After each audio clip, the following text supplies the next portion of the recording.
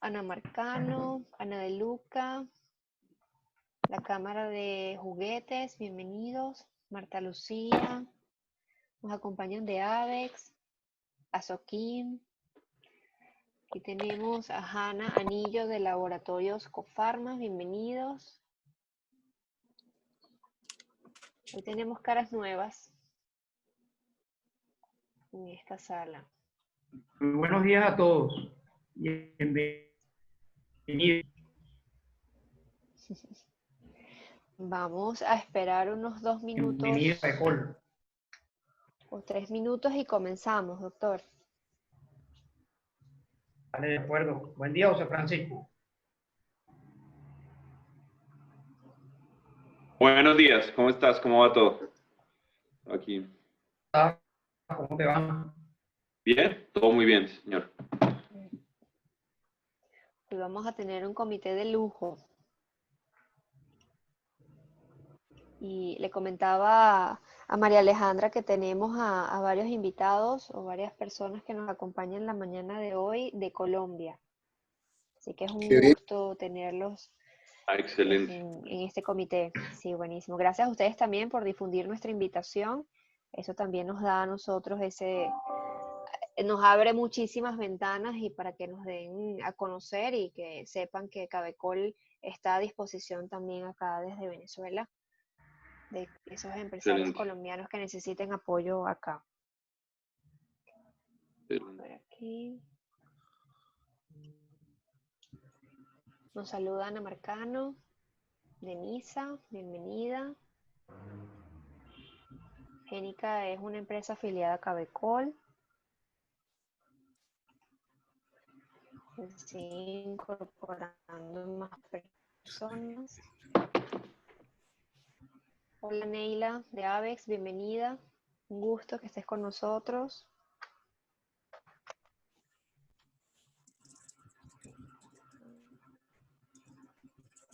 Se está incorporando Miriam Melchora, nuestra directora por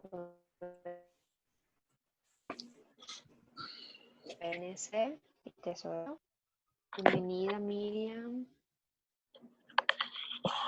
¿Qué más por aquí?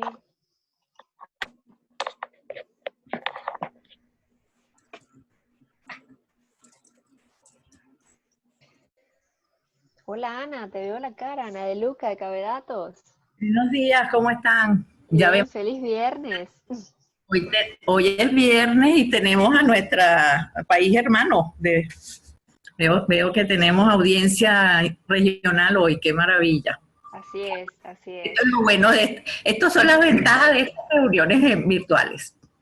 Oye, sí, de verdad que dentro de todo hemos visto que podemos sacar muchas cosas positivas de esta cuarentena. Nos ha acercado a nuestro país hermanos, hemos tenido muchísimas reuniones con empresarios o con personas que están fuera de Venezuela y creo que más que alejar nos ha acercado No, y a otras personas. el cambio es valioso porque, bueno, las mejores prácticas las podemos compartir y eso ayuda. No nos quedamos solo todo el día con nuestra problemática, sino que vemos otras aristas y bueno, eso nos motiva a mejorar muchas cosas, pues. Así es, así es. Y bueno, estrechar lazos. Llegó el momento de las alianzas, llegó el momento de trabajar en conjunto, más aún. Es así. Es hora de unir esfuerzos bueno, para ver frutos positivos y compartir experiencias. Vamos a ver acá. Bueno, cumplido el tiempo, creo que podemos iniciar, doctor Alfonso.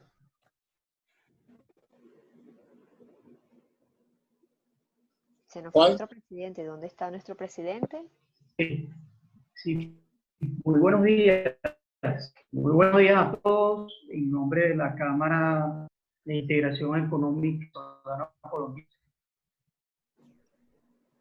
Ups. Bienvenidos todos.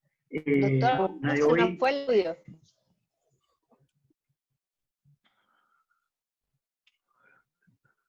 ¿Ahora? ¿me escuchan? Ahora sí.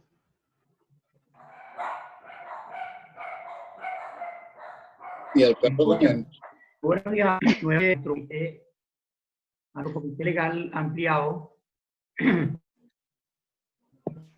El Comité Legal Creo que se nos corta el audio. ¿Ustedes escuchan bien al doctor Alfonso? No, todo es cortado. Política y Asuntos Fronterizos. Hoy tenemos en nuestro comité. A ver, doctor Alfonso, lo estamos escuchando entrecortado. ¿Usted nos escucha bien? Yo los escucho perfecto. Ok, a ver si ahora sí. No escuchamos el inicio. Sí, voy a repetir. Perfecto. Bienvenidos todos.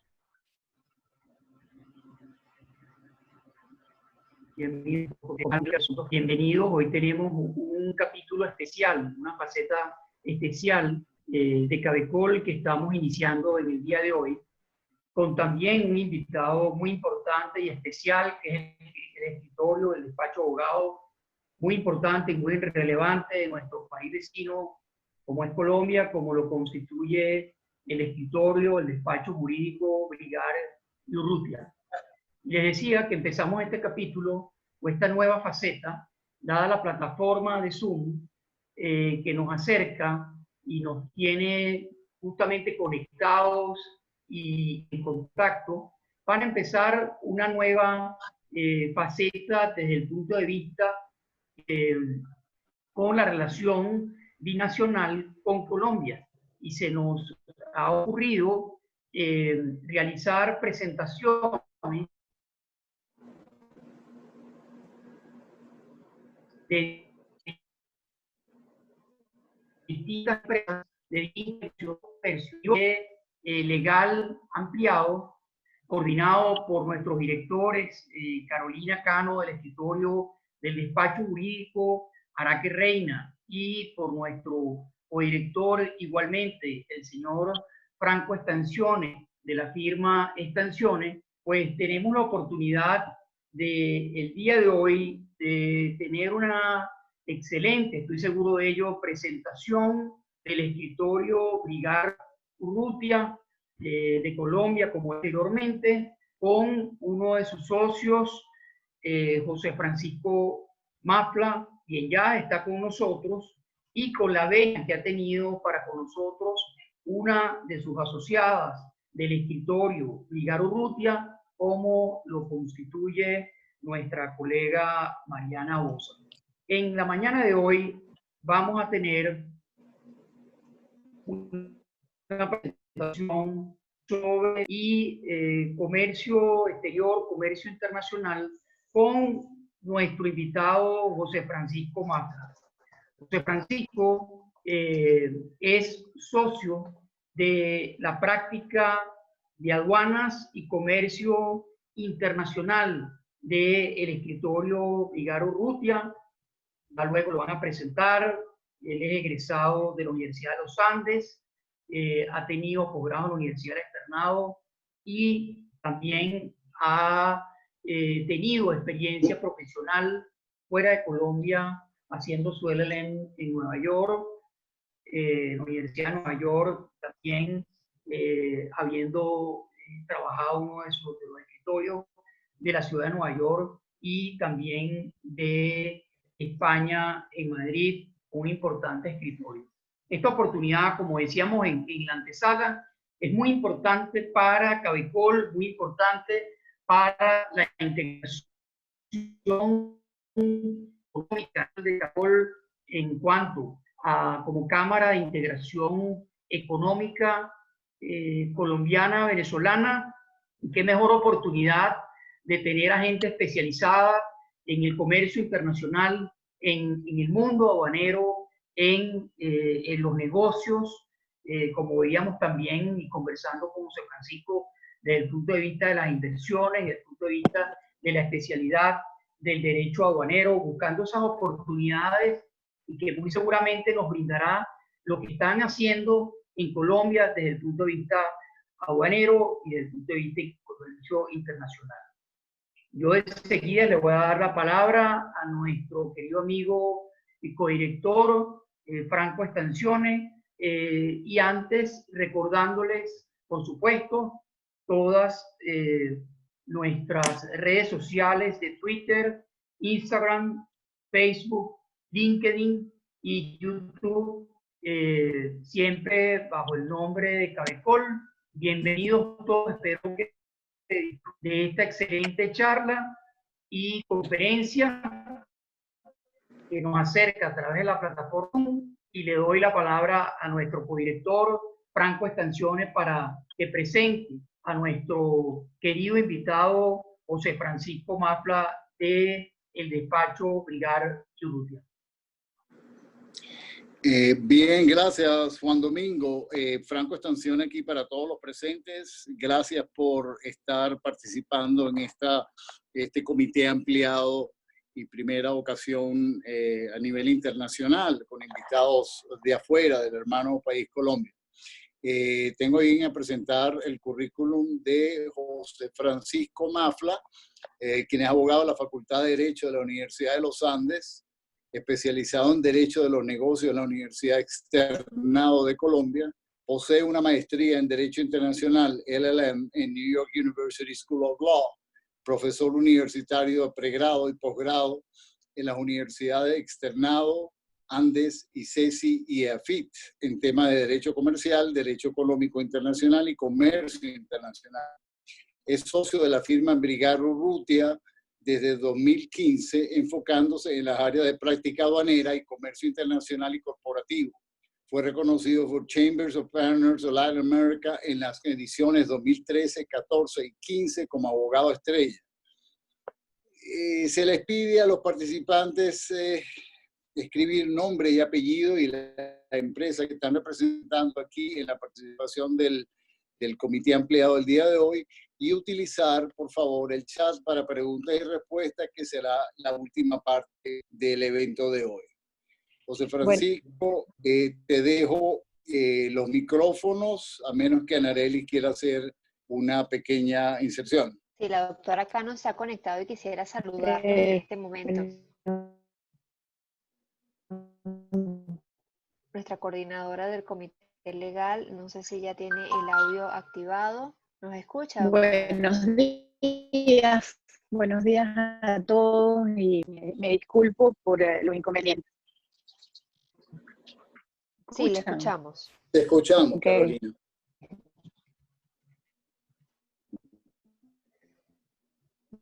Muy buenos días, disculpen por favor los inconvenientes.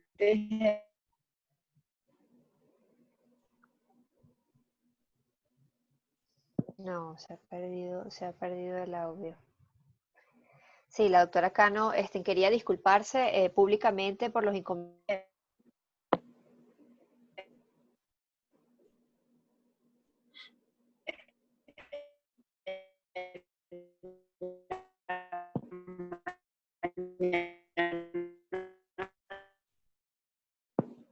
No, de verdad que Murphy hoy está haciendo Franco, la si le puedes dar la entrada a José Francisco. Sí, José Francisco, puedes. Listo. Perfecto. El evento es tuyo, José Francisco. Tienes los micrófonos. Vale, muchas gracias, Franco. ¿Me oyen bien?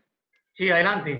Perfecto. Perfecto. No, pues primero que todo, buenos días a todos. Muchas gracias a Cabecol, Franco, el doctor Alfonso, Carolina y todos por esta invitación. Mi colega Mariana Bosa, como ustedes saben, o muchos la conocen, es venezolana, una gran abogada en Venezuela, y desde hace unos años nos acompaña en Brigar y Urrutia dirigiendo todos los temas de oil and gas, uno de esos talentos escapados de Venezuela, pero que con mucho cariño la hemos acogido en Brigar y hace gran parte importante de nuestro equipo, y nos hizo este puente para esta primera conversación, que ojalá sea la primera de muchas. El tema que vamos a hablar hoy es un poco, quería hablar un poco de la realidad, un poco hablarles a ustedes de diferentes instrumentos que hay en Colombia que son muy importantes para la promoción del comercio exterior y las inversiones. Pero antes de eso, quería también dar un contexto global, un poco hablar de la realidad en la que estamos. Obviamente es evidente que los hechos, los nuevos sucesos, la crisis del COVID, pues va a impactar lo que viene de ahora en adelante sin duda, o sea, ya nos ha impactado a todos. Entonces, pues es inevitable hablar de comercio internacional sin hablar de la realidad, del contexto en el que uno está inserto. Entonces, empezaré por ese contexto internacional y después al final empezaré ya a hablar de temas muy particulares de Colombia, de los diferentes instrumentos de comercio exterior, los más importantes. En Colombia, digamos, hay obviamente el mundo aduanero y el comercio exterior tiene diferentes figuras, pero voy a hablar de las más importantes que pueden ser interesantes para ustedes, ya sea para hacer negocios con las empresas colombianas, porque usualmente, digamos, estas figuras siempre están insertas y participantes en todas las operaciones, y o también, pues, algunos de sus clientes o sus propias empresas, pues también pueden buscar utilizar una operación en Colombia para complementar una de las ideas centrales de esta presentación en cuanto al contexto, que es el concepto de nearshoring, y que les voy a comentar en un momento. Entonces, sin más preámbulo, iniciemos con las primeras diapositivas, que son pues un poco de contexto en cuanto a cifras. Primero que todo, pues miremos un poco el impacto de los últimos meses, que obviamente es atribuible a la crisis del coronavirus, más que por un lado al virus en sí mismo, pero por otro lado, y a la incertidumbre que esto genera, pero también otro impacto que viene a afectar es las medidas de los gobiernos, ¿no? En algunos países han sido más exigentes que otros, y eso se ve en la economía. Las medidas de confinamiento, de aislamiento, de cuarentena y de prohibición de operaciones, pues sin duda alguna inmediatamente va a tener un efecto económico indudable. Entonces vemos acá cómo desde ya para lo que iba a ocurrir el primer y segundo trimestre del año, ya veíamos, ya en marzo, ya para marzo veíamos que el impacto pues era significativo, y eso que hasta ahora estábamos en esa época empezando. Entonces, solo hay que imaginarse si el impacto para marzo era de esas dimensiones, podemos imaginarnos cómo será a nivel, digamos, de todo el año. Podemos ver también una caída entonces ya a nivel porcentual del 5,28% de las importaciones mundiales y del 6,19% de las exportaciones mundiales. La Organización Mundial de Comercio estima en general una caída de las operaciones de comercio exterior al final 13 y 32% respectivamente, IMPO-EXPO, para el año 2020. Es un poco lo que estaba diciendo. Si ya veíamos que para marzo de un impacto tan fuerte, pues es solo lógica, y viendo lo que están nuestros países, por ejemplo el caso de Colombia, que prolongó la regla general de aislamiento nuevamente hasta el 31 de agosto, o sea, hasta el 30 de agosto. Entonces, pues vamos a ver cómo nos vamos, el impacto, cómo va a ser. Adicionalmente, un cambio muy importante que ha generado esta nueva crisis, una particularidad, es que antes, pues las crisis, las situaciones problemáticas del comercio eran muy puntuales, ¿no? Era, bueno, no, hay una crisis nuclear en Japón, hay un problema de orden público, pero eran muy puntuales y era fácil, de cierta manera, ajustarse y rápidamente cambiar. El problema de esta crisis para las empresas es que es de alcance global, ¿no? Entonces, ha sido de alcance global, de pronto en diferentes momentos afectando a diferentes latitudes en diferentes partes, pero no ha habido, se puede decir, una sola parte del mundo habitado que no esté afectado, que no haya sido afectado o no vaya a ser afectado en algún momento, lo cual entonces nos lleva a rutas marítimas canceladas, puertos en todo el mundo con restricciones, digamos, retención de mercancías, restricción de movilidad, profundo hundimiento de la demanda,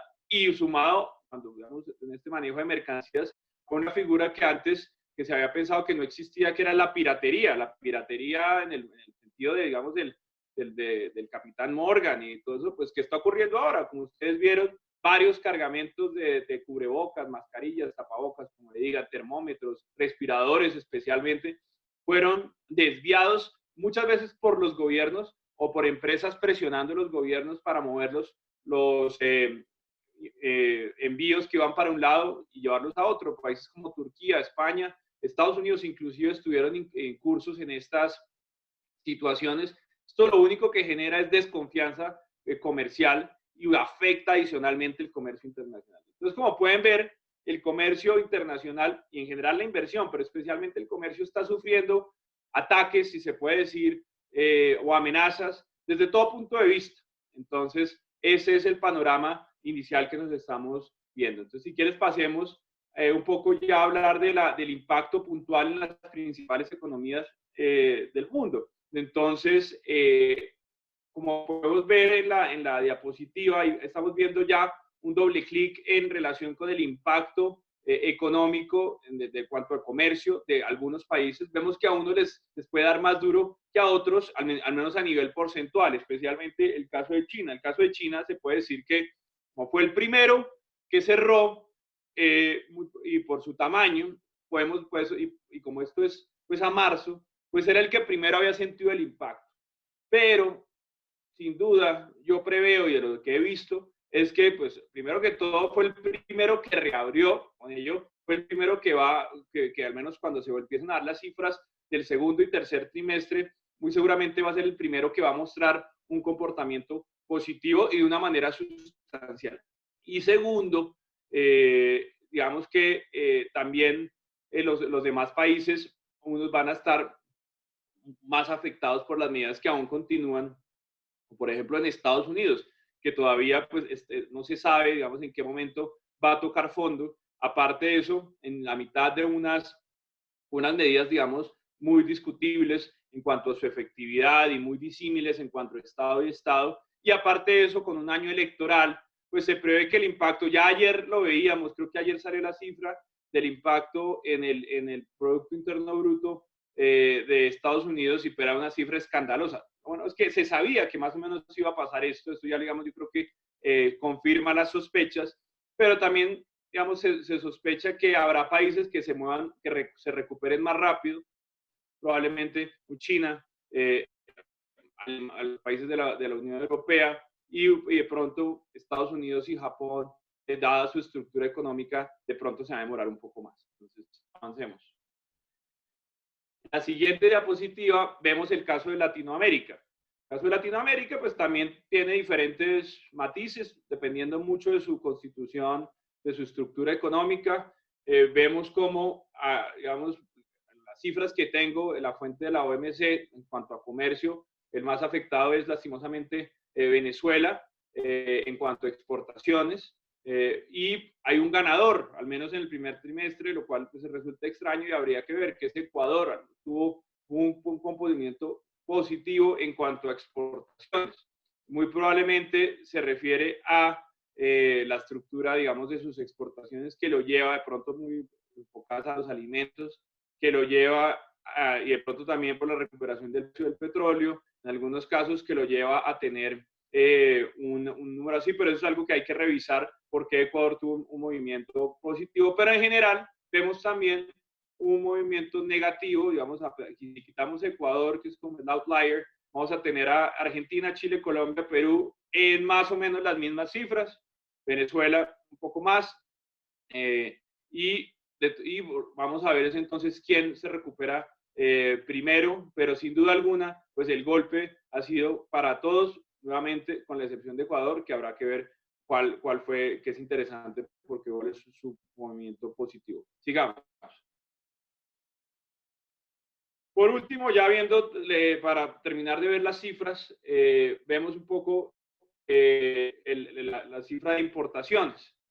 Antes era exportaciones, ahora vemos importaciones, y también se ve ahí sí una caída en todos los países, en unas maneras, en unas proporciones muy similares, con Argentina sobre todo la más marcada, y eso solo confirma mucho, pues confirma de cierta manera la predicción de la OMC, que el comercio internacional en general va a haber una caída, y probablemente, lastimosamente, Latinoamérica puede ser uno de los continentes, son las regiones que más se afecte o sobre todo que más le cueste recuperarse, al menos en cuanto a velocidad. Eso es algo que tenemos que hacer. Entonces, ante eso tenemos que actuar y reaccionar de manera eficiente y efectiva, que es un poco mediante el comercio y la inversión, como lo vamos a ver. Entonces, para concluir, sigamos a la siguiente diapositiva.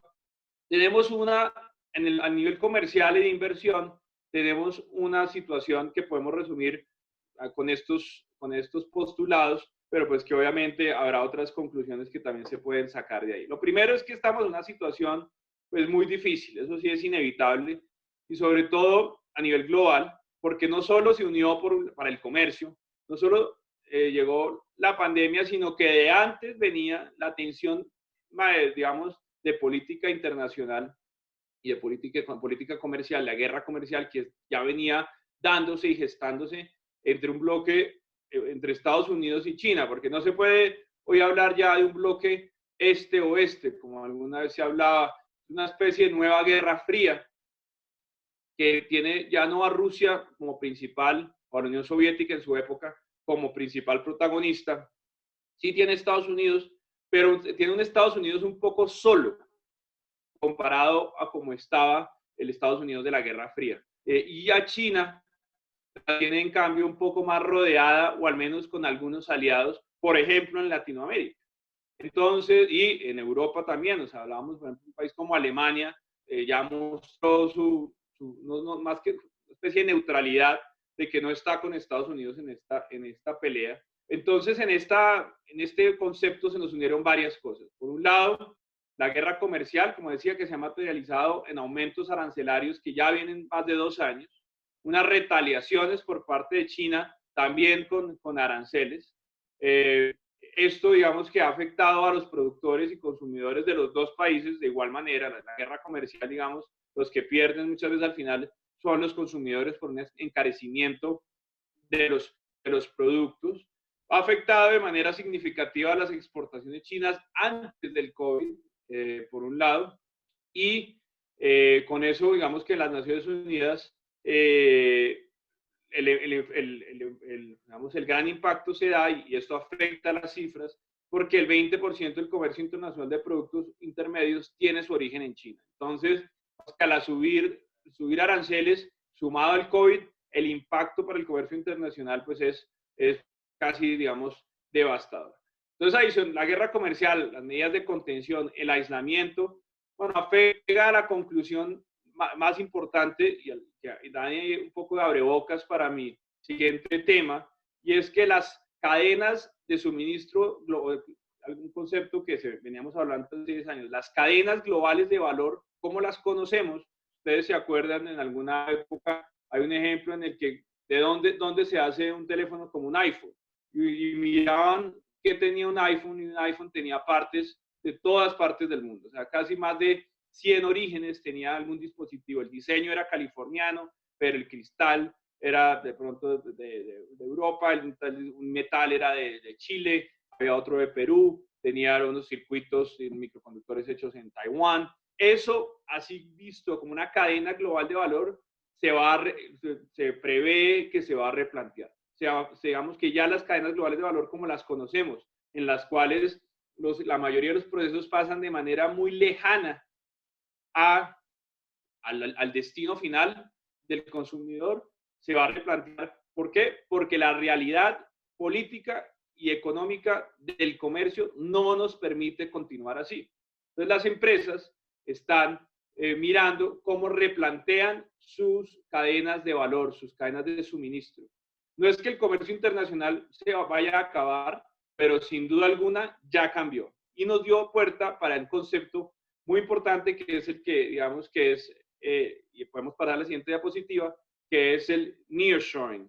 Entonces, todo esto, digamos, esta introducción de cifras y de conclusiones preliminares para llegar a la idea de nearshoring. ¿Qué es el nearshoring? Pues es cuando unos productores, o los productores de que antes tenían su suministro en países lejanos, en países que fueran lo más económicos y más eficientes posibles. Para hablar en plata blanca, China, Vietnam, Taiwán, pues o diferenciarlo un poco de China continental y diferentes regiones del sudeste asiático, ya no es viable.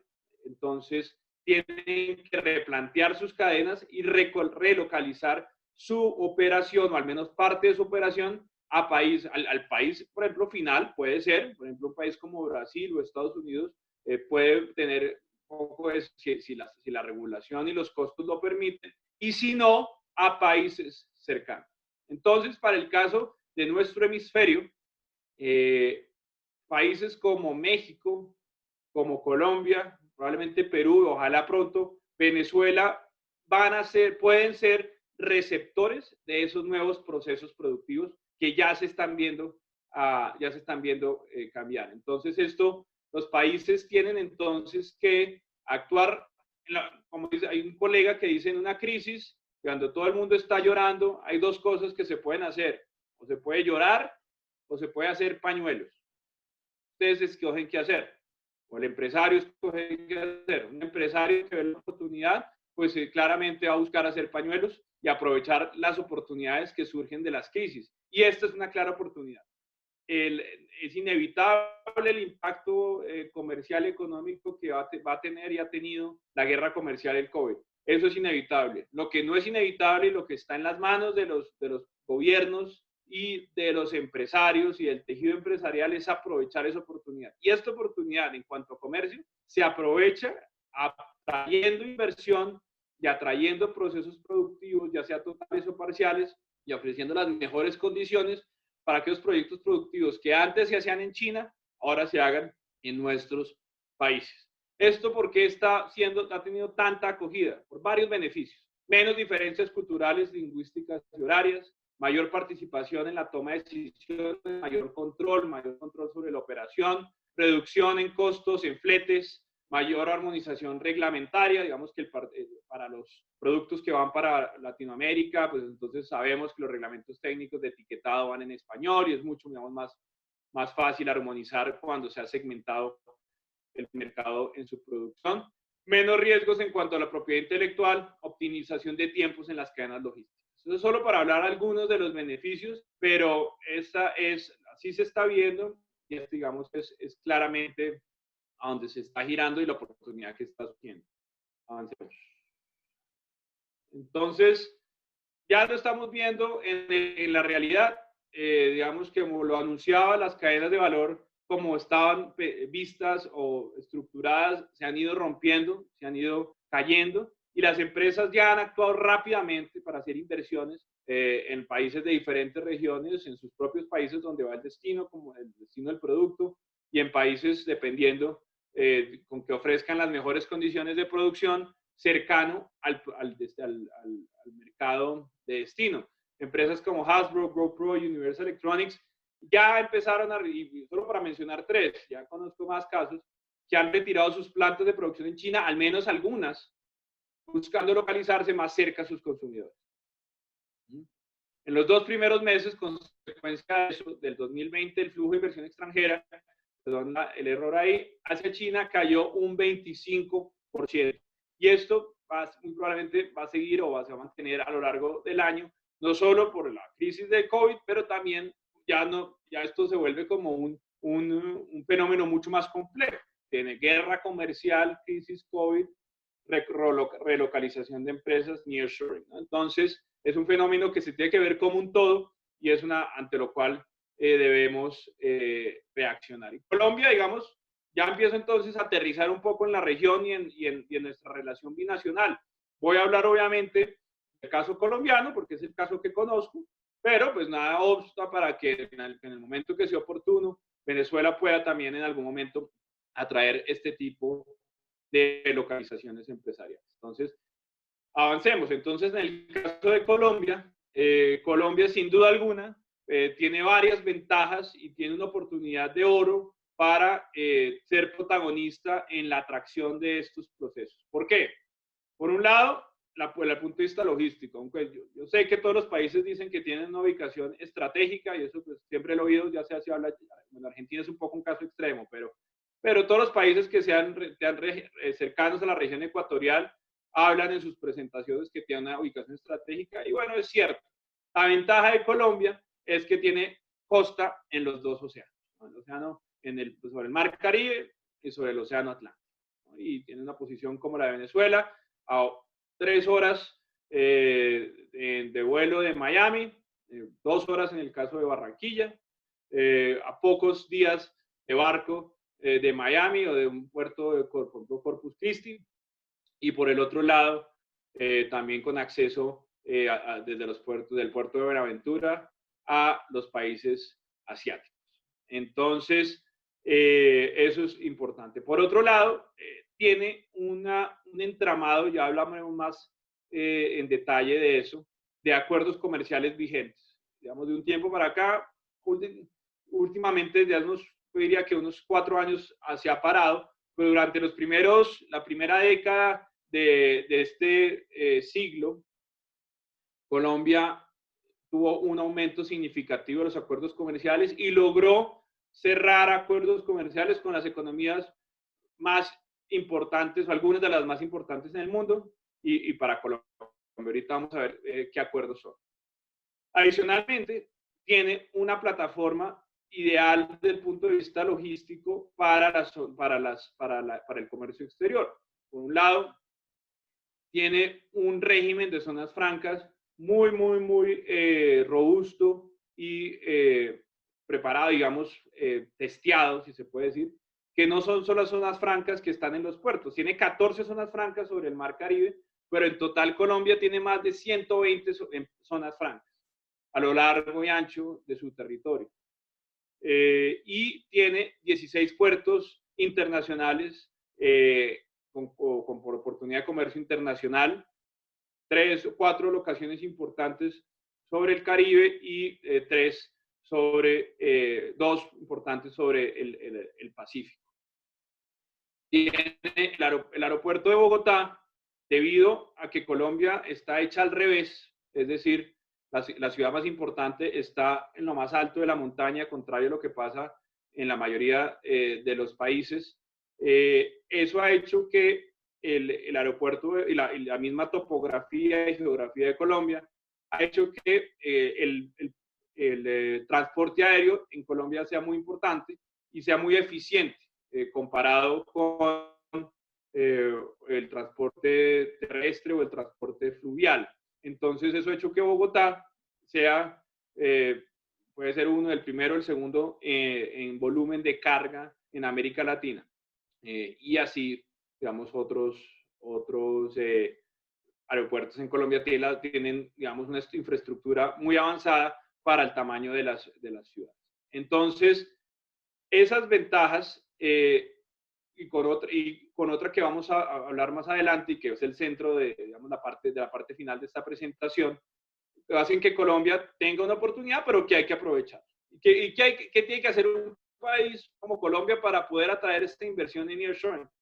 Pues lo principal es fomentar una mano de obra capacitada y capacidades lingüísticas, especialmente en inglés, pero también, ¿por qué no?, en otros idiomas.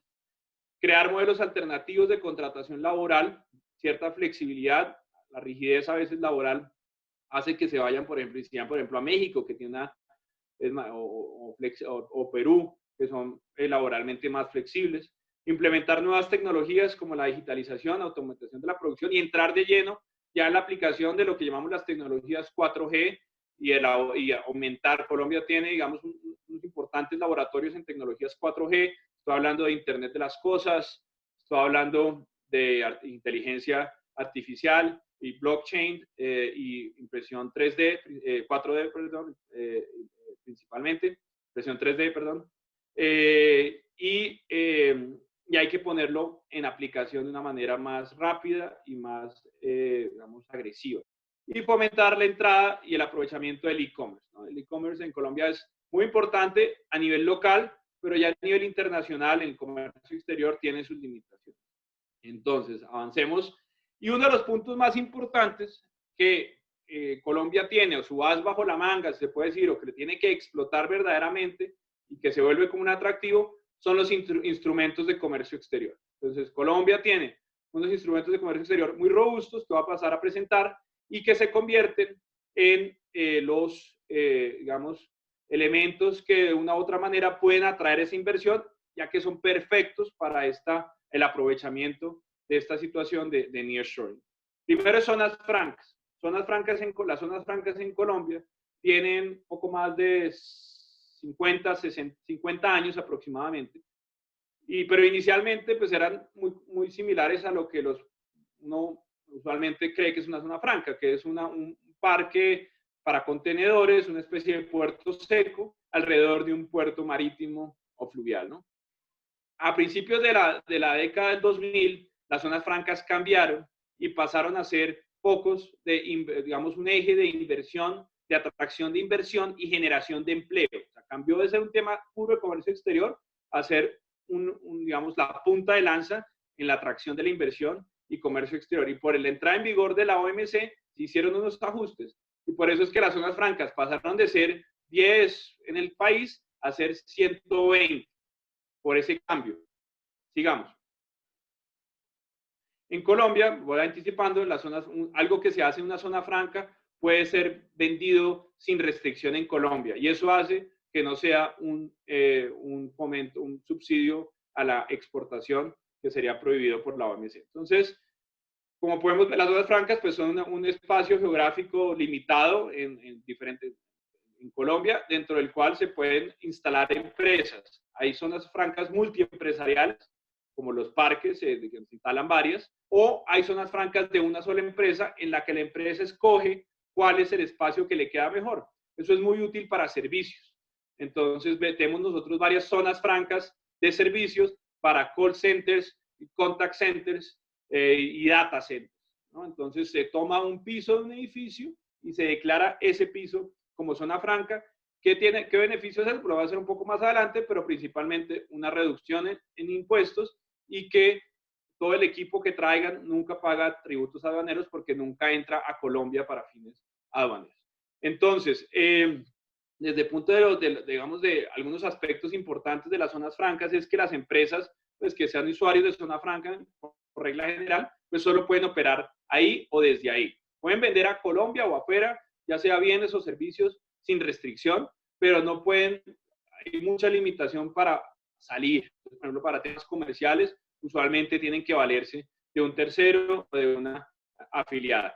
Los bienes pueden salir, por ejemplo, hacer un proceso afuera que se llama procesamiento parcial, algo que no se puede hacer en la misma zona franca. Por ejemplo, esto ocurre mucho con el ensamblaje de buses y de camiones, pues porque por alguna razón un proceso tiene que hacerse en una línea de producción afuera, sale un tiempo y vuelve. No se pierden los beneficios, pero sí está sujeto a ciertos controles. Y pues no, tiene que dedicarse a hacer lo que le dijo al gobierno o al operador del parque industrial que iba a hacer, entonces tienen objeto exclusivo. Sigamos y vemos un poco los beneficios rápidamente.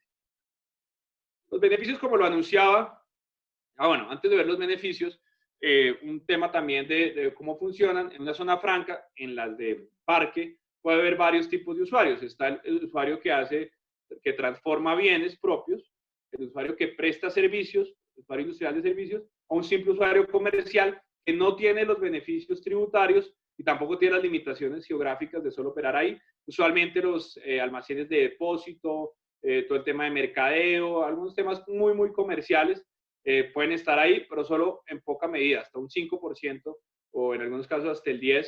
De resto, los principales protagonistas son los usuarios industriales, que son los que hacen bienes, fabrican, transforman, ensamblan o prestan servicios, ya sea servicios logísticos, de comunicaciones. Transporte obviamente es un poco complejo porque pero pues, no está limitado, siempre y cuando se cumpla, sea dentro de la misma zona franca, ¿no? Salud, auditoría, hay clínicas. En Colombia hay aproximadamente 2 o 3 clínicas que son zonas francas, en Bucaramanga y en Barranquilla. Auditoría, administración, corretaje, consultoría y agencias dentro de la zona franca y pueden prestarlo siempre y cuando estén ahí. Y el usuario operador, que es el que administra el parque, ¿no? En el caso de las zonas francas multiempresariales. Sigamos. Los beneficios. Entonces, los beneficios, como yo lo decía, son principalmente tributarios y aduaneros. En Colombia la tasa de renta pues, es relativamente alta, está aproximadamente en un 33%, la tasa general de renta. si la empresa es un usuario industrial de zona franca, baja al 20%, lo cual pues es un beneficio importante, además pues que es impuesto pagado, ¿no? Entonces, cuando la empresa paga su impuesto de renta, ya después no hay impuestos para los accionistas, si son colombianos, por ejemplo.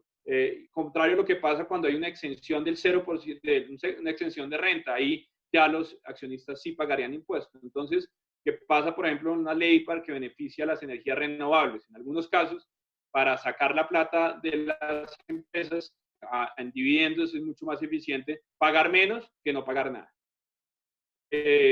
Como la zona franca está por fuera del territorio aduanero nacional para fines aduaneros, pues todo bien que entre a la zona franca desde afuera, mientras esté en la zona franca, no paga tributos aduaneros, ni arancel ni IVA, lo cual es importante. Recuerden que en Colombia el IVA pues, está en un nivel sustancialmente alto, está en el 19%. Entonces, ahorrarse 19%, así sea el IVA un impuesto descontable, pues es un alivio en el flujo de caja, además porque en algunos casos el IVA no se puede descontar. Entonces, es un beneficio importante. Esto aplica para todos los bienes que entren en la zona franca, ya sea equipos, maquinaria, grúas, en el caso de un puerto, como materias primas o como los mismos productos terminados, y solo van a pagar arancel e IVA si ese producto entra a Colombia ya para venta. Entonces, como pueden ver, las zonas francas se convierten en una interesante para servir el mercado nacional de Colombia, que es importante. Colombia tiene 50 millones de habitantes, una clase media, al menos antes del COVID, creciente. Lastimosamente perdimos 10 años de disminución de pobreza por esta crisis, pero de todas maneras tiene una clientela, un mercado interesante, o vender afuera y abastecer otros mercados desde Colombia sin haber pagado tributos aduaneros de las materias primas. Adicionalmente, pues hay libre movimiento de mercancías entre los puertos y las zonas francas bajo una figura de control aduanero. Esto es muy importante porque, como saben, como les decía, pues, Bogotá es el eje económico, pues al menos es el punto económico más importante de Colombia, no es el único, pero sí varias de las empresas y fábricas están en Bogotá y por ende, y varias de las zonas francas. La zona franca, una de las más importantes, la zona franca de Bogotá, pues están las afueras de Bogotá, como su nombre lo dice, y pues hay mucho tránsito aduanero de materias primas que llegan por Buenaventura, por Cartagena, por Barranquilla. Se pueden almacenar la mercancía por tiempo ilimitado, se puede ir nacionalizando parcialmente la mercancía, y algo muy importante, el último tema, el último de los varios beneficios que comento hoy, es que el bien fabricado o manufacturado en zona franca con materias primas extranjeras puede convertirse en colombiano para fines de entrar a otros países con tratado de libre comercio. Es decir, yo puedo tener, por ejemplo, una materia prima china, y al hacer un proceso en Colombia, cumpliendo con las reglas de origen del TLC entre Colombia y Estados Unidos, ese producto va a entrar sin arancel a Estados Unidos. Lo mismo para todos los países con los que Colombia tiene tratado de libre comercio, que ya los veremos. Entonces, las zonas francas, como pueden ver, es un mecanismo, pues no es perfecto. En algunos países la zona franca tiene renta cero, pero dada la estructura fiscal de Colombia, tener 13 puntos menos de impuesto de renta, no pagar arancel, no pagar IVA de 19%, y aún así entrar a los mercados internacionales con origen colombiano o vender posiblemente a Colombia, obviamente pagando los tributos aduaneros al momento de importar ese producto final, pero accediendo al mercado colombiano, pues es una gran ventaja, y eso explica por qué hay más de 120 zonas francas en Colombia. Sigamos. Obviamente, más adelante habrá un espacio para preguntas, pero quiero que podamos terminar todos los instrumentos para poder dar espacio a eso. El operador económico autorizado es una figura muy importante, es un poco más reciente, y es una figura más que tributaria y aduanera en cuanto a beneficios. Los beneficios del operador económico autorizado son de facilitación. Las aduanas del mundo cambiaron su foco de fiscalización del punto de vista, digamos, de generación de ingresos fiscales a seguridad. Eso cambió principalmente el 11 de septiembre del 2001 con el atentado a las Torres Gemelas, en el que los países se dieron cuenta que era necesario asegurar el comercio exterior. Y surgió en Estados Unidos el programa CITIPAT y en la OMA, la Organización Mundial de Aduanas, el programa OEA. Y Colombia lleva pues ya varios años llevándolo. Hay otros países, no sé el estado de Venezuela en estos temas, pero sé que Perú y Ecuador y México van también muy avanzados en el programa. Y las personas, las empresas que logran calificarse como, autorizarse como OEA, pues tienen todos los beneficios máximos de facilitación de comercio, y por eso, porque son personas seguras, confiables, tienen menos controles, más facilidad, más beneficios, y por ende, digamos que estamos promoviéndolo desde Brigado Urrutia para que nuestros clientes pasen pues de ser la figura anterior, que se llama usuario aduanero permanente, que ya desaparece, pasen a ser OEA. Sigamos.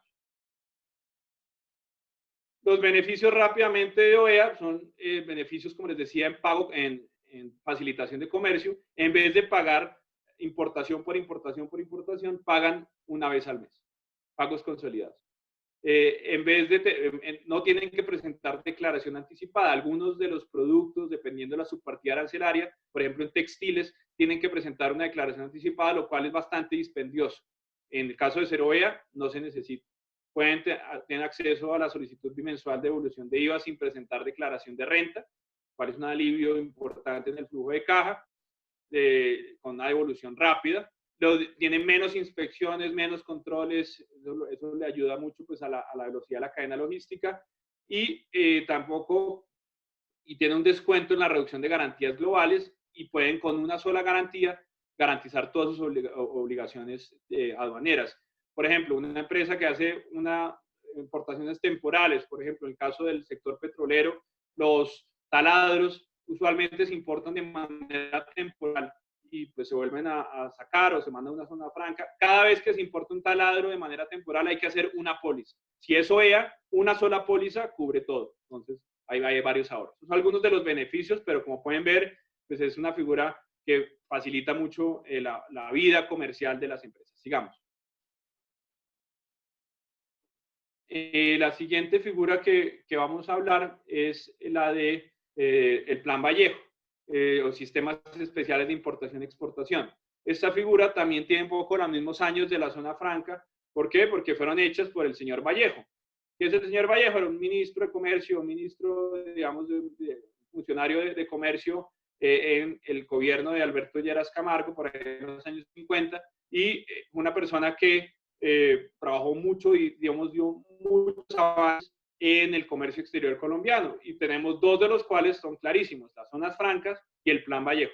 Plan Vallejo, pues, es una especie de drawback system en el cual, digamos que la idea es que haya un beneficio en un diferimiento, una suspensión o un diferimiento en el pago de IVA o arancel, según el caso, sujeto a un compromiso de exportación. Entonces, dependiendo del caso, las compañías piden la autorización de un Plan Vallejo, van importando materias primas, según el caso, maquinaria, y si exportan, si cumplen con su compromiso de exportación, pues van difiriendo o suspendiendo el pago de los tributos aduaneros de esos bienes que importaron. Entonces, como pueden ver, y esto no está sujeto a temas geográficos, como si las zonas francas. Entonces, aquellos proyectos productivos que no puedan moverse en una zona franca, pues el Plan Vallejo resulta muy beneficioso. Y hay varias clases, voy a mencionarlo simplemente, sigamos. Están pues, de materias primas, en el cual puede usar el 100% de los bienes en el proceso de producción y tiene que exportar al menos el 70% del valor que importó. Y así son digamos, los similares, los pongo en las diferentes modalidades, dependiendo de la empresa. Esos son muy usados, por ejemplo, en el sector agrícola, por ejemplo, con vocación exportadora. Por ejemplo, el caso de las flores, también el caso del café. Las flores, digamos, todos los agricultores colombianos son lo que nosotros llamamos plan vallejistas, ¿no? Utilizan, importan algunas semillas, se puede decir, importan algunas partes de los empaques de maquinaria y exportan pues el 80-90% de la producción de flores en Colombia pues va para otros destinos. Entonces, pero los cultivos no pueden moverse de donde están. Entonces, por eso el Plan Vallejo es clave para ese tipo de empresas, porque al momento de cumplir las exportaciones se les alivia el pago de tributos aduaneros. Sigamos. Otro elemento importante en esta atracción de nearshoring, y lo había anunciado, son los acuerdos comerciales o tratados de libre comercio. Entonces los anuncié, sigamos. Colombia tiene una red muy robusta, podría ser mejor obviamente, pero tiene una red importante de acuerdos vigentes, principalmente con países en desarrollo, con países de desarrollo similar como Chile, obviamente, y con países, digamos, muy desarrollados como Canadá, como Estados Unidos, como Corea del Sur y como la Unión Europea en bloque. Y recientemente con el Brexit, pues tendríamos su respectivo acuerdo con el Reino Unido. Todos estos tratados, sin excepción, reconocen origen a los procesos hechos en zonas francas. Entonces, durante una época Perú no lo reconocía, pero hoy en día ya todos, lo cual pues es muy importante, como les decía, porque permite que Colombia sea una plataforma para que empresas que antes estaban, por ejemplo, en China, pongan su base en Colombia, producto intermedio, y exporten a cualquiera de estos países. Sigamos. Adicionalmente, pues estos tratados, la mayoría son tratados de última generación, especialmente los tratados con Canadá, con Estados Unidos, que tienen pues no solo tema de bienes, sino protección de inversiones, acuerdos en servicios, en diferentes, digamos, acceso, en antidumping, tiene, digamos, todos los típicos capítulos que tiene un tratado de libre comercio. En curso, digamos que firmados, pero sin aprobación, todavía tenemos Israel, Panamá y el Reino Unido, que lo anunciaba, y en negociación, Turquía, Japón, acuerdo de servicios y Alianza del Pacífico en la anexión pues, de algunas nuevas personas. Se espera de estos que el único que sea suscrito en el futuro cercano probablemente sea el de Japón, digamos que es el que más le interesa a Colombia, pero también el que está más difícil de aprobar porque hay un tema, digamos, de temas agrícolas que para los dos países es muy sensible y no se ha logrado solucionar, pero aparentemente el presidente Duque ha anunciado que antes de su gobierno este acuerdo queda firmado. Sigamos. Por último, en cuanto ya a los instrumentos, digamos que por los problemas técnicos y si están de acuerdo, pues de pronto duraremos unos minutos más para las preguntas. Están la última figura que quiero comentarles es la de almacenamiento y depósitos habilitados. Colombia tiene varias figuras aparte de las zonas francas para hacer almacenamiento de bienes terminados o materias primas, inclusive para hacer algunos procesos en algunos de ellos y sin el pago de tributos aduaneros. Por un lado, sigamos, están los depósitos públicos, que son aquellos en los cuales la mercancía llega y está un mes prorrogable por otro mes mientras se desaduana, mientras se nacionaliza. Y por otro lado, está una figura que creo que es muy importante desde el punto de vista logístico. Están los centros de distribución logística internacional. Estos son depósitos ubicados en puertos o aeropuertos, digamos en esa área, en las cuales se va a permitir hacer varios procesos que no es posible manejar en otros depósitos. Ahí se pueden hacer diferentes actividades como reempaquetamiento, como alistamiento, y el bien puede reembarcarse, importarse o exportarse a otro lugar, y la venta que ocurra ahí, contrario a lo que pasa si fuera en otra parte de Colombia, inclusive en zonas francas, no es renta nacional para el dueño, que usualmente es un extranjero. Entonces, esto es un poco similar al sistema que tienen en Panamá, en la zona franca de Colón, y la idea es eso. Esta figura busca que Colombia se posicione como un hub logístico y las mercancías estén en Colombia, en un depósito, y se vendan desde ahí sin generar renta nacional, lo cual pues pasaría si no estuvieran en un centro de estos. Digamos.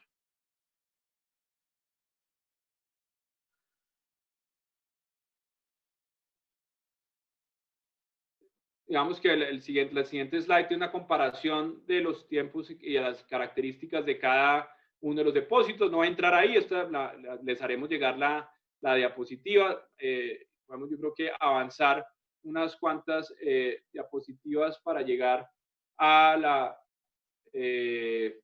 la que dice depósitos privados, que es la siguiente, para que puedan ver un poco digamos, las diferentes clases de depósitos privados que hay. No solo está el de distribución internacional, también están los de También están los de procesamiento industrial y transformación ensamble, que han sido muy importantes para la industria automotriz. Por ejemplo, me va a detener un poco en el depósito de transformación ensamble. Estos depósitos son clave para la industria automotriz. Entonces, en Colombia se ubican las ensambladoras de carros, traen unas partes, digamos, el CKD o algunas partes, digamos, de afuera, y si se comprometen a usar ciertos componentes colombianos, logran entonces acceder a un programa que se llama Profía, y con ese programa, el arancel de ese CKD o de ese carro, si viniera normal, pasa de un 30-35% a un 10 o a un 5% al integrar componente nacional en una medida determinada. Entonces es importante porque, por un lado, promueve la inversión y por otro lado, promueve la integración de autopartes o de otras partes, digamos, de industrias relacionadas con ese producto final mediante este esquema de depósito de transformación ensamble, y el bien se importa pues al final del proceso, y durante todo el procedimiento las compañías no han pagado todavía los tributos aduaneros, aliviando su flujo de caja y permitiendo un manejo efectivo de la logística. Entonces, terminando, ya y concluyendo entonces, como les puedo decir, es importante que Colombia o en general pues nuestros países se preparen y aprovechen esta oportunidad que surgen por la crisis. Colombia, digamos, en el contexto internacional y regional, pues muestra unas ventajas, unos atributos interesantes. Por un lado, una estabilidad política, de cierta manera, que ojalá se mantenga. Ha habido, obviamente, puede haber, digamos, unos presidentes más de un lado que del otro, pero de cierta manera, a lo largo de los últimos, digamos, yo diría 100 años, en Colombia, como ustedes saben, solo ha habido una dictadura y muy corta. De resto, digamos, ha habido un respeto por las instituciones y por ende por la inversión y por la propiedad privada, y esperamos que esto se mantenga. Eso se ha traducido en una fortaleza institucional a pesar de los problemas de orden público que no los vamos a negar. A pesar de eso, Colombia ha mantenido su estabilidad política y su estabilidad institucional y un marco jurídico que, como pueden ver, pues es competitivo en cuanto a instrumentos de comercio exterior y aspectos, digamos, laborales y comerciales. Las relaciones comerciales, digamos, con los diferentes países se mantienen y están condensadas en los acuerdos comerciales, y ojalá pues el acuerdo con Japón nos ponga, digamos, a la vanguardia con esa importante economía. La ubicación pues es clave, los dos océanos, la competitividad logística por zonas francas, por los depósitos, por algunas de las figuras que le mencioné, diferentes beneficios tributarios, aduaneros. Entonces, lo que tiene que hacer Colombia, lo que tiene que hacer en general cualquier país de la región que quiera aprovechar estas oportunidades, empaquetar, ver cómo podemos mejorar esos beneficios que ya hay para atraer la inversión y unirlo con los aspectos laborales, lingüísticos, culturales y estabilidad jurídica que pueden hacer que un país como Colombia le gane de pronto, por ejemplo, a México o a Perú, al mismo Estados Unidos, de atraer esa inversión que le permite, que sale de las operaciones que van a salir de China o del sudeste asiático y se instalen en nuestros países. Aparte de eso, pues tiene conexión directa con Venezuela, Brasil, Ecuador y Panamá. Ojalá pues pronto podamos restablecer los volúmenes comerciales que teníamos con nuestro hermano país hace unos años. Entonces, eso es en cuanto a los temas, y abierto, creo que me demoré un poco más de lo indicado, les pido excusas, pero abierto, quería dar el panorama y abierto a cualquier pregunta que tengan y discutir esos temas. Muchas gracias entonces. José Francisco, muchísimas gracias por la ponencia, excelente, el material muy valioso y bueno, una nota personal, me da mucha envidia el esquema que tienen ustedes en Colombia, sobre todo en la plataforma logística de apoyo al comercio e incentivos. Dejamos abierto el micrófono, Anarelis, para el tema de preguntas y respuestas. Correcto. Rosy, quisiera que por favor me confirmara si tenemos algunas preguntas o en el chat. Bueno, hasta los momentos no tenemos ninguna pregunta, solamente tenemos algunos comentarios sobre la excelente presentación que tuvo el doctor José Francisco.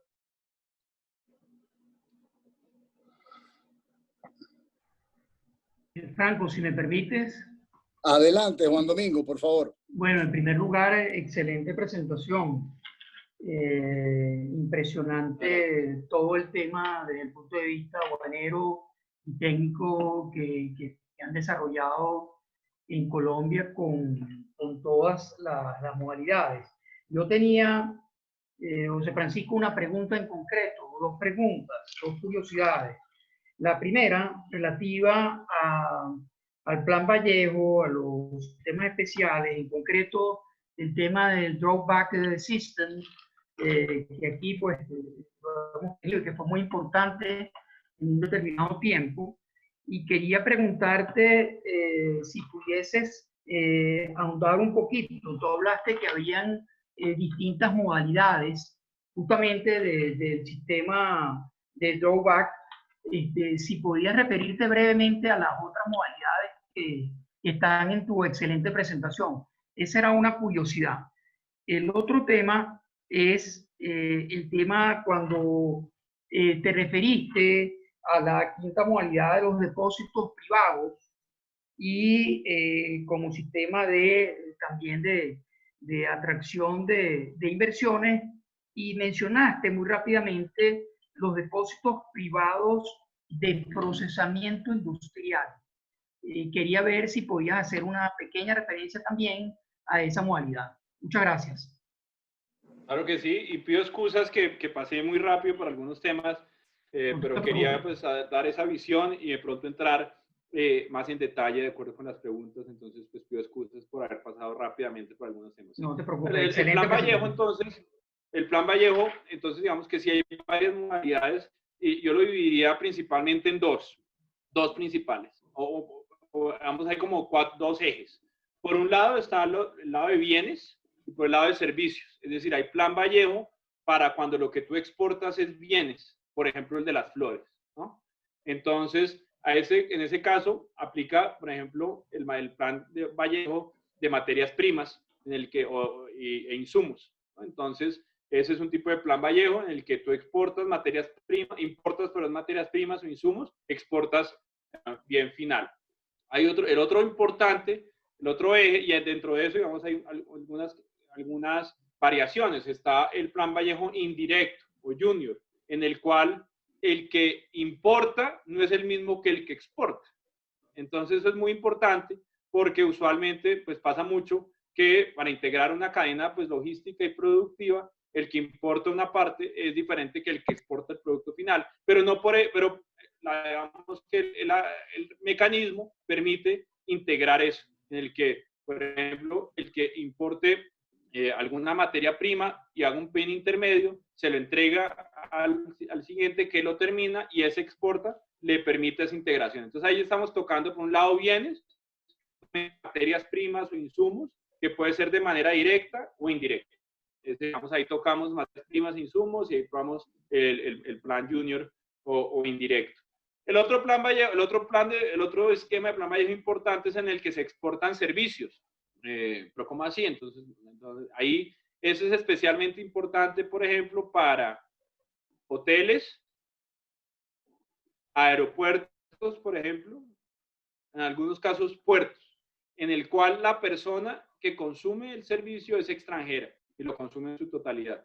Entonces, por ejemplo, el aeropuerto de Bogotá está hecho principalmente, no es una zona franca, porque digamos, no se permite, en ese caso no se hizo así, se hizo todo lo que se trajo para algunos diferentes eventos, de los puentes, algunos equipos para hacer el check-in, todo se trabajo bajo Plan Vallejo de servicios. ¿Por qué? Porque ¿quién le paga a los aeropuertos? Las aerolíneas extranjeras. Muchas de las aerolíneas extranjeras. Entonces se está exportando servicios. Los hoteles también, muchos de los aires acondicionados o de los diferentes sistemas que tiene que traer un hotel, como también, digamos que la persona que viene y consume el servicio es extranjera, han encajado dentro del esquema de exportación de servicios. Yo diría que esos son los más importantes. Hay otro de maquila, en el cual una persona extranjera contrata los servicios de maquila de un colombiano para que se haga en Colombia y salga, y nunca tiene vocación de entrar a Colombia, el bien. Ahí también se permite el Plan Vallejo, en este caso se llama el Plan Vallejo Maquila. Esas son un poco las particularidades. En cuanto a depósitos, en efecto, toqué el de transformación, tú me mencionabas por el de transformación industrial. Ese es un depósito, lastimosamente, en vía de extinción, al menos por ahora, porque era un depósito ligado a una figura aduanera que está desapareciendo, que eran los usuarios aduaneros permanentes, los usuarios altamente exportadores, están siendo reemplazados por el OEA. Y esa figura, como estaba concebida, estaba ligada a este tipo de usuarios. En estos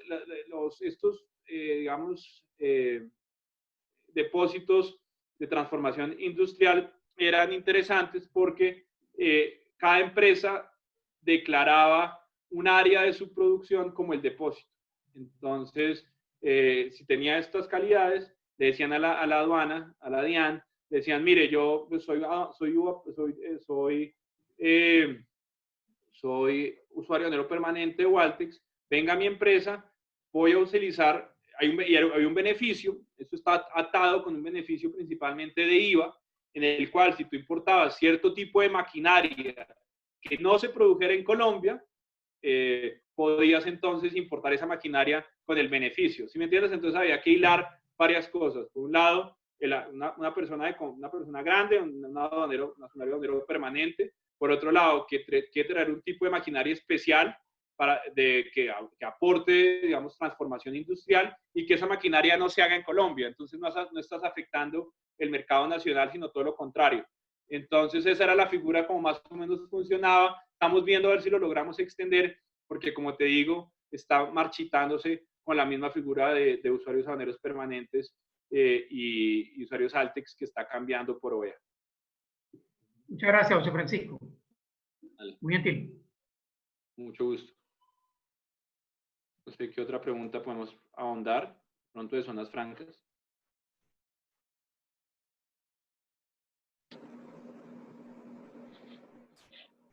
Le daremos la... ¿Me escuchan? Disculpen. Sí. Totalmente. Le daremos la palabra al señor Ángel Márquez. Él es nuestro director de junta directiva y solicitó la palabra. Ya se la vamos a activar el audio. ¿Me escuchan? Sí, Ángel, perfecto. Sí. Buenos días. ¿Cómo están todos? De verdad me da mucho gusto estar aquí esta mañana, José Francisco, de verdad gratamente impresionado con tu presentación, bueno, y todos los detalles que muy bien has expuesto. Y bueno, pues bueno, muy agradecido de verdad con la pasión con que has mostrado todo esto en primer término. Y bueno, desde el punto de vista nuestro, creo que apreciamos mucho el contenido, porque si bien, como bueno, solía decir mi abuelita la sabia, si hay un día malo, pues lo mejor que Dios ha hecho es un día tras de otro, ¿no? Y nosotros ahorita estamos en los malos, pero bueno, esperamos por los que vienen. Y la verdad, bueno, creo que es muy grato saber, digamos, saber de experiencias tan importantes, tan cerca de nosotros, porque bueno, siempre de la experiencia hay un aprendizaje, hay una enseñanza y escucharte, por eso es que es tan valioso escuchar toda tu presentación y con el detalle que lo haces y, como insisto, con la pasión con que lo estás haciendo. Yo quiero comentar particularmente, o quisiera un comentario tuyo con respecto al rol del sector privado en toda esta experiencia. Digo porque la verdad cuando uno lo ve, uno tiende por naturaleza, pues, a ver rápidamente el rol que cumple el sector público y el Estado en su conjunto en iniciativas de este nivel.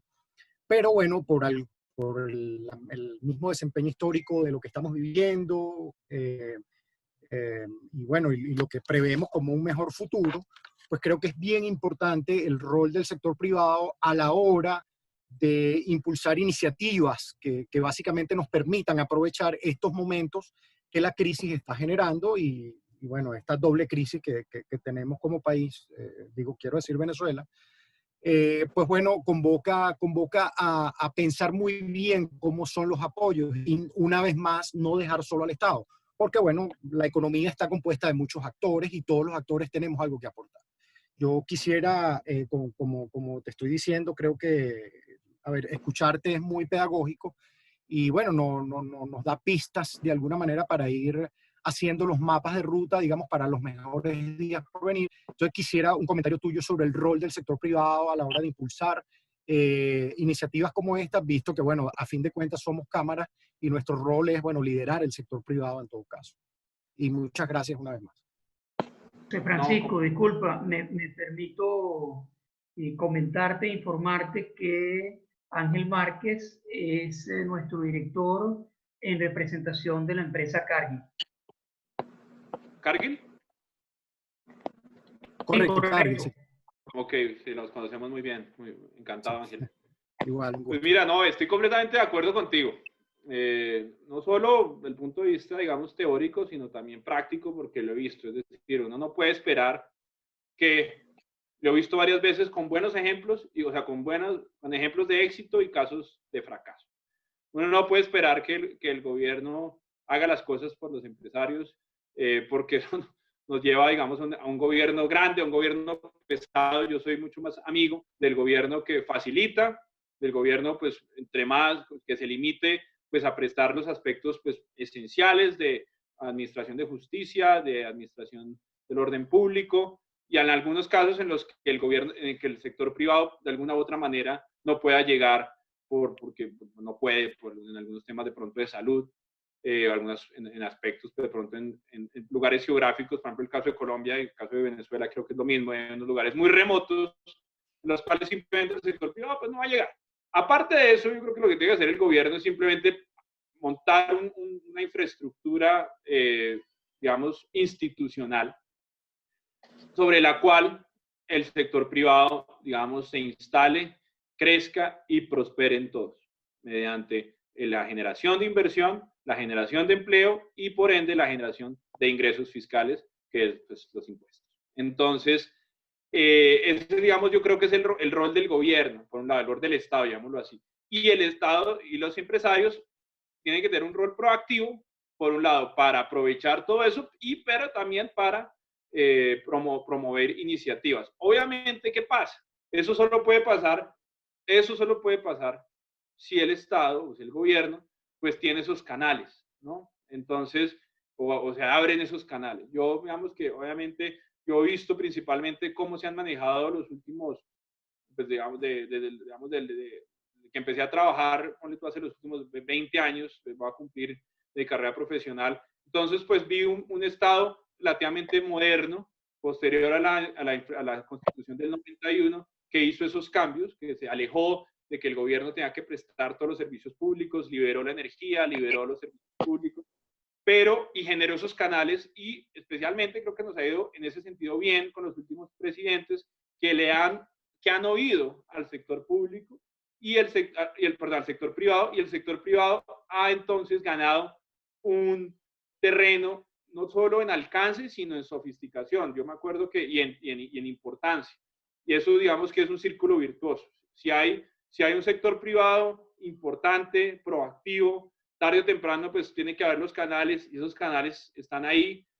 Poco a poco va creciendo la importancia del sector privado. Es decir, hoy en día en Colombia hay una cosa que se llama el Consejo Gremial Nacional, en el cual se reúnen los gremios más importantes, y lo que dice el Consejo Gremial Nacional es importantísimo, digamos que es importantísimo para todo el país, y todo el mundo lo oye, el Estado los oye, y están todo el tiempo proponiendo cosas desde sus diferentes, barandas, pero todo el tiempo están hablando. Y hay una interacción total. El presidente, creo que es de Álvaro Uribe, y también lo tiene Santos, y ahora Duque, tienen una figura que se llama el consejero presidencial para la empresa privada. Y es el interlocutor, es casi la línea directa, es la línea 1-800 del sector privado. Es decir, cuando el tema lo amerite tanto, necesitamos hablar con el presidente. Bueno, el presidente obviamente no les va a contestar, pero sí les va a contestar el consejero privado, el consejo para el sector privado, el consejo presidencial para el sector privado, y les va a decir, oiga, es que tenemos un tema delicadísimo. ¿Qué pasa? No, que en el Ministerio de Salud hay un tema tal. Entonces el presidente, digamos, delega al consejero y dice, arrégleme eso, vamos a ver qué puede haber, hagamos una concertación. Entonces está ese canal. Pero sí ha pasado que a lo largo de ese tiempo el sector privado se ha fortalecido. Gremios como la ANDI, por ejemplo, como Bancoldex, del gremio del comercio exterior, se me olvidó la sigla en este momento, yo no lo recordaba tan importantes como son ahora. Hoy en día son muy importantes y han logrado posicionarse y han logrado con papers, con comentarios, con eventos. En Colombia hay un congreso que se llama el Congreso Empresarial Nacional, digamos que es el Congreso de la ANDI. Y ese congreso, el presidente no falla, perdón, Analdex, lo dicen por ahí, exactamente, estaba aquí, digamos que soy gremio y le pido excusas a Javier Díaz, por favor no le digan al presidente de Analdex que tuvo un lapsus en el nombre del gremio. Gremios como ANDI, como Analdex, pues el gremio, el congreso de la ANDI cada año es importantísimo y allá se reúnen el presidente no falla ese congreso, ni el presidente ni el ministro de Hacienda. Y ese es ese diálogo, ¿no? Esa importancia. Y lograr ese diálogo, esa importancia es esencial. Por ejemplo, ahora que estamos en este momento tan crítico, pues es el sector privado el que está diciendo, señor, yo sé que hay que protegerlos, pero no nos podemos olvidar del empleo, de la generación de empleo. Estamos otra vez en el 20-21% de desempleo. Eso va a afectar el tejido empresarial, va a afectar la seguridad. Tenemos que reabrir ese diálogo, ¿no? y otras ideas. Y ahí el sector privado es esencial, encontrar los espacios, aprovecharlos de una manera constructiva, hacer país. José Francisco, Franco, por aquí, te tengo una pregunta, tengo una inquietud sobre el operador económico autorizado. ¿Esa figura está limitada a algún tipo de persona jurídica o no?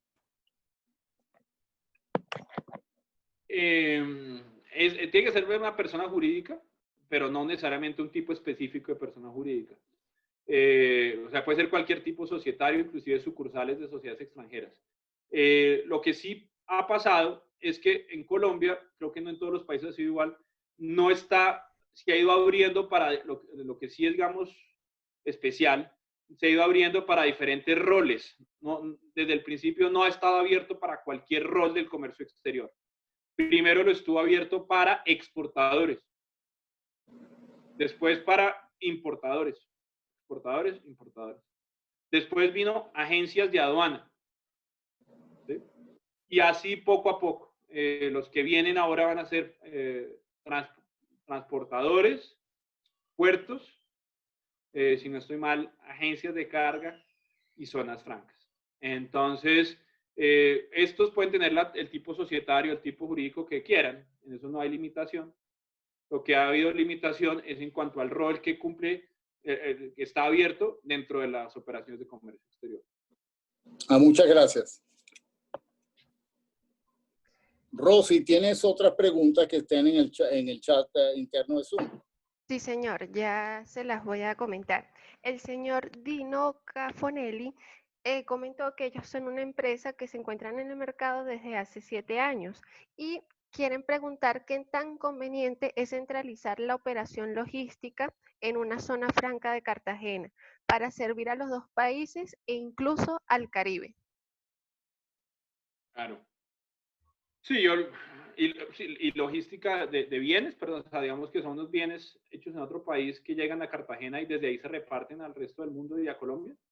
¿O dónde se hacen los bienes? Solo para porque... Habría que precisarlo con el señor Dino. No bueno, yo no voy a está precisado en el chat, quizás sí. Ahora él lo precisa. Un poco diferentes países. Bueno, me imagino que por lo que veo, lo que están preguntando es una figura similar a lo que se tiene en la zona libre de Colón. Algo así como digamos, un tema de distribución internacional de bienes que vienen de China, de todos lados, creo que son piedras naturales, vienen de todos lados. Entonces, y te diría que si no hay, digamos que la zona franca tiene sentido si hay algún proceso en Colombia. Digamos que yo te diría que ahí te podrías ser un usuario comercial, una zona franca como un usuario comercial, el cual pues tiene ahí, almacena y va vendiendo, pero digamos que algunos requisitos de calificación pueden ser poco dispendiosos para una operación que es solamente comercial. Yo pienso que en ese caso el esquema ideal es el del depósito internacional, el Centro de Distribución Logística Internacional. ¿Por qué? Porque el Centro de Distribución Logística Internacional no exige, digamos, que haya una operación industrial o digamos que no, y sí te permite esa flexibilidad de que la venta que se hace ahí no es un ingreso de fuente nacional. En cambio, por ejemplo, si las piedras son de un extranjero, por ejemplo, una empresa venezolana, una empresa panameña o americana, y la venta del bien ocurre en Colombia y desde ahí se manda a otro país y no es en un centro de distribución logística internacional, esa persona va a tener una contingencia tributaria porque vendió un bien cuando estaba en Colombia. En cambio, la única excepción para eso es un centro de distribución logística internacional. No tiene sentido pagar impuestos en Colombia por un bien que no se hizo en Colombia y que no va para Colombia. Entonces, pues yo te diría que pues, obviamente cada caso hay que revisarlo en detalle, pero mi primera impresión es que la plataforma adecuada para hacer un tema meramente logístico como este estilo Colón es el de Centro de Distribución Logística Internacional, ya que esa venta en Colombia a otro lado no va a ser ingreso de fuente nacional. Ya si sí, digamos que lo que puedo, y no importa, desde ahí, si quieres, puedes vender a Colombia, no hay problema. No hay problema, pero sí no te va a castigar esas ventas que no son a Colombia. En cambio, la zona franca sí te va a castigar las ventas que no son a Colombia, pagando impuestos en Colombia por algo que nunca entró a Colombia. Entonces yo miraría las dos, habría que ver pros y contras, pero me inclino de manera preliminar por el CDLI, ya que no te castiga tributariamente las ventas que no fueron a Colombia. Muchas gracias, señor José Francisco. También está el señor Pedro Mojica. Él es de Bressan Aduanas y es afiliado a Cabecol. Está solicitando la palabra. Él quiere hablar, proponer su pregunta o su comentario directamente. Entonces le vamos a reactivar el audio. Muchas gracias, Rosy. Doctor Mafla, felicitaciones. Una estupenda presentación, una excelente presentación. Gracias. Bueno, la reflexión que yo quería hacer es la siguiente. Cómo los regímenes aduaneros, y lo colocaba en el chat, el mero establecimiento de un régimen aduanero determinado en una legislación puede generar por sí mismo diferencias, puede generar ventajas competitivas que probablemente no se dan de la propia competencia entre las empresas. Y ponía, por ejemplo, el caso de cuando estábamos en la comunidad andina con nuestro sector automotor, y lo recordaba cuando usted se refería a los almacenes de transformación. En Venezuela, una persona que estaba ensamblando vehículos tenía que recibir unas mercancías en puerto con unos procesos aduaneros bastante lentos, con mucho costo logístico involucrado en el proceso, y además tenía que pagar un 3% de impuesto por el CKD. A diferencia de eso, el colombiano tenía la posibilidad de ir directamente a su almacén de transformación, transformar, y quedaba sometido a la obligación tributaria, en este caso del IVA, cuando efectivamente podía producir la venta de los bienes. De tal manera que cuando esta persona exportaba a Venezuela, tiene una ventaja competitiva extraordinaria. Y en un medio, por ejemplo, como el de los vehículos, que los márgenes de negociación son muy pequeños, evidentemente que el régimen aduanero como tal otorgaba ya una ventaja. No era culpa, evidentemente, de los colombianos, era culpa de nosotros que no habíamos desarrollado nuestros regímenes aduaneros competitivos. Se desarrolló luego un reglamento especial para el sector automotor que nunca funcionó porque no hubo en Venezuela el desarrollo de las resoluciones que era necesario implementar para que pudiera funcionar. Y por último, la referencia es que a pesar de que estábamos en la comunidad andina, y será una tarea para tenerla en cuenta en un futuro, no había un código aduanero dentro de la comunidad andina, no había una armonización de regímenes aduaneros dentro de la comunidad andina. Ya cuando estábamos a punto de salir, hubo una norma que armonizaba regímenes, pero no era una armonización en los términos más significativos. De tal manera que cuando se propone la hipótesis de un eventual regreso de Venezuela a la comunidad andina, si ese fuera el caso, uno de los puntos importantes es trabajar muy duramente en la armonización de regímenes, porque esa armonización de regímenes es imprescindible para que no se produzcan desviaciones cuando hay zonas de libre comercio como las que ya nosotros habíamos perfeccionado hace rato en la comunidad andina. Era esa reflexión solamente. Muchísimas gracias por la oportunidad de intervenir. Un abrazo y felicitaciones nuevamente, mi querido doctor.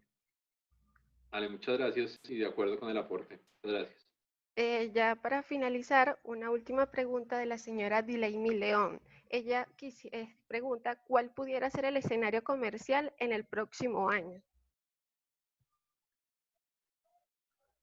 El escenario comercial. Escenario comercial el próximo año. Sí, yo, obviamente, pues, en la carrera de Derecho no entré a futurología, pero más allá de eso, pues va simplemente pues, mi opinión sobre el tema, como toda, pues especulativa y completamente puede salir completamente diferente. Entonces, yo lo que preveo es que vamos a tener un rebote rápido de las economías, de las primeras economías del mundo. Es decir, principalmente de China. China, países europeos van a tener un final de 2020 y un 2021 y parte de 2022 con unos crecimientos porcentuales muy significativos. Estoy hablando de casi el 10%, que en el caso de China puede ser pues, una brutalidad, ¿no? 7-8%. Eso va, por un lado, a jalonar pues el consumo de commodities de los países en desarrollo como Colombia y digamos pues, el tema de petróleo, en algunos casos carbón, si es el caso, obviamente el carbón está pues capa caída, pero en general digamos que yo me refería al escenario entre Colombia y Venezuela. No, pues eso sí va a depender, perdón, he entendido la pregunta macroeconómica, me aclaran que es solo entre Colombia y Venezuela. Pues eso va a depender completamente de la relación política, pues que yo prefiero pues no opinar ahí porque no me compete, pero pues la relación comercial de Colombia y Venezuela está completamente ligada a las relaciones diplomáticas y a la situación política de los dos países.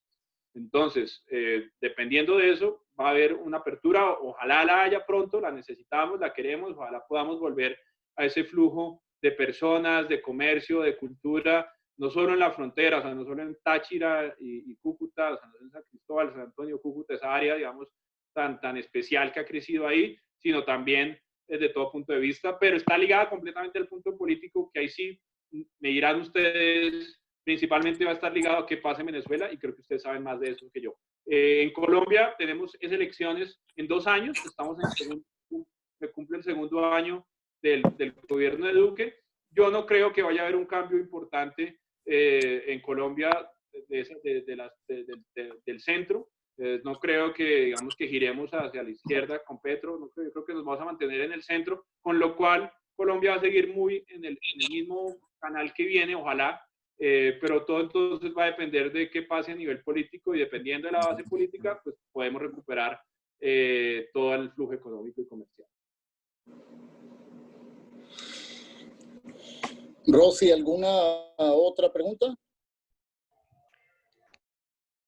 En el chat de Zoom ya no se encuentra ninguna otra pregunta, solamente comentarios y felicitaciones al doctor José Francisco Mafra sobre su presentación y la excelente ponencia. No, muchas gracias a todos por la invitación. Ahí están mis datos, me pueden encontrar en LinkedIn, en el que digamos que soy bastante activo. Trato de responder todos los mensajes que me manden y pues a sus órdenes en lo que necesiten. En Colombia, pues encantado de seguir la conversación. José Francisco, muchísimas gracias nuevamente por la ponencia, muy valiosa, muy interesante, muy académica también.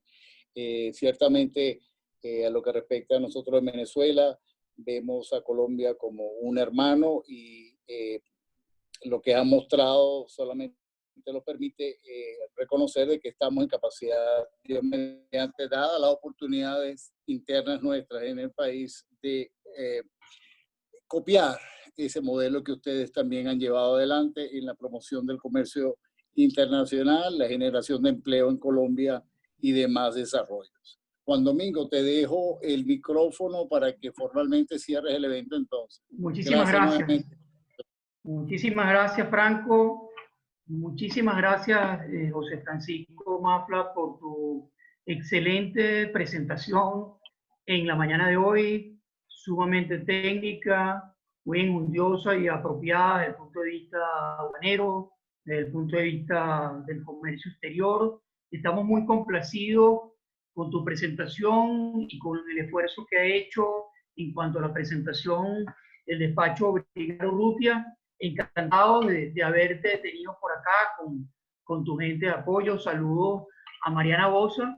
Y quiero decirte que no sé si es por los vaivenes políticos, por un tema genético, pero usted tiene 20 años de ejercicio y pareciera que tuviera mucho menos. Usted dice que traga años, pero quizás por los vaivenes políticos venezolanos, yo tengo 35 y pareciera que tuviera 40 más que usted. Pero independientemente de la cuestión de la chanza, en verdad te agradezco muchísimo desde el punto de vista formal, encantado de haberte tenido en Cabecol y muchas gracias por esta excelente presentación al escritorio Brigaro y Urrutia en cabeza y en manos de tu persona. Muy amable. No, Juan Domingo, Franco, muchas gracias por tus palabras, a todos los que comentaron en el chat, a todos los que participaron, a Cabecol, muchas gracias.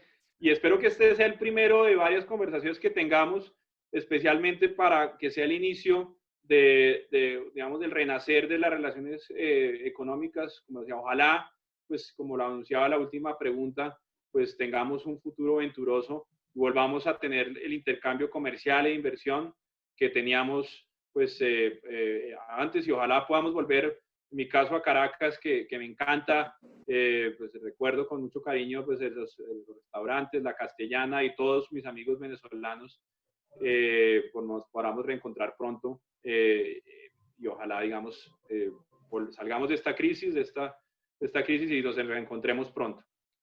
Seguro que sí. Muchísimas gracias, encantado, gracias por tus palabras igualmente, y que así sea en cuanto a lo que te refiere de cara al futuro. Muy amable. Un fuerte abrazo. Dale, un abrazo, que estés muy bien. Hasta luego, José Francisco. Hasta luego, que estén bien. Muchas gracias a todos por su participación. Gracias por estar allí. Gracias a todos por asistir en la mañana de hoy, a todos los participantes. Y espero que hayan aprovechado muchísimo la excelente presentación de José Francisco y del despacho Brigaro y Urrutia. Buen día, agradecidos. Hasta luego, buenos días.